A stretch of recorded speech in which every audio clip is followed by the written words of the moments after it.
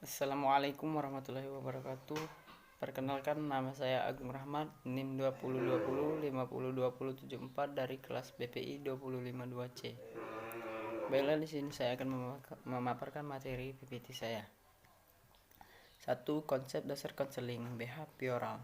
Manusia adalah makhluk reaktif yang tingkah lakunya dikontrol oleh faktor-faktor dari luar. Manusia memulai kehidupannya dengan memberikan reaksi terhadap lingkungannya, dan interaksi ini menghasilkan pola-pola perilaku yang kemudian membentuk kepribadian. Tingkah laku seseorang ditentukan oleh banyak dan macamnya penguatan yang diterima dalam suatu situasi hidupnya.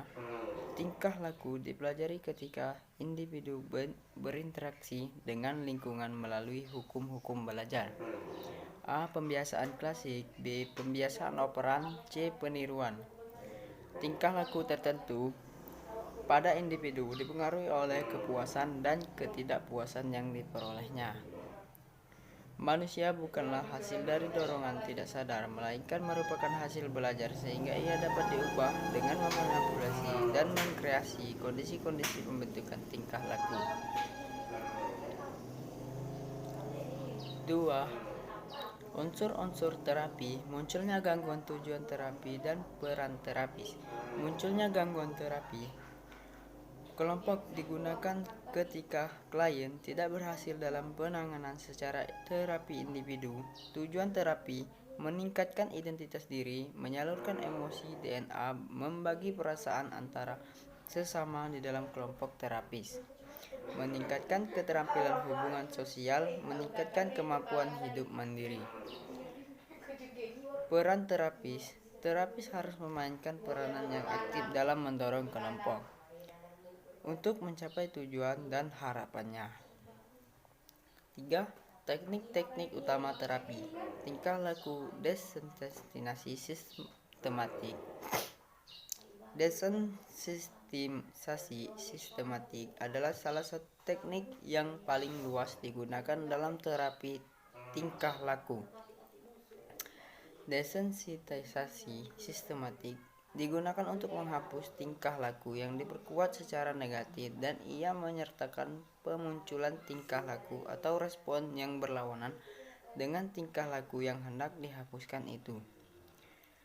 Desensitisasi diarahkan kepada mengajarkan klien untuk menampilkan suatu respon yang tidak konsisten dengan kecemasan.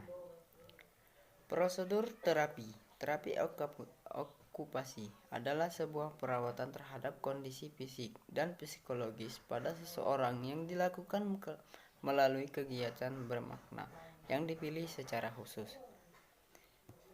Terapi ini ditunjukkan untuk membantu orang yang terpengaruh untuk mencapai tingkat fungsi dan kemandirian maksimum dalam semua aspek kehidupan sehari-hari. Terapis akan menilai dan mengatasi kemandirian dalam perawatan diri, tugas domestik, kegiatan terkait pekerjaan, kemampuan fungsional, dan sosialisasi.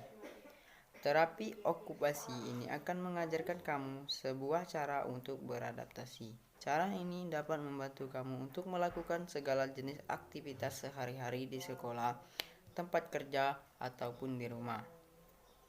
Kamu akan belajar cara menggunakan alat bantu yang dapat memudahkan kamu jika memang membutuhkannya. Baiklah, mungkin itu saja yang bisa saya jelaskan. Lebih dan kurangnya saya mohon maaf, kepada Allah saya mohon ampun. Wabillahi taufiq wal hidayah. Wassalamualaikum warahmatullahi wabarakatuh.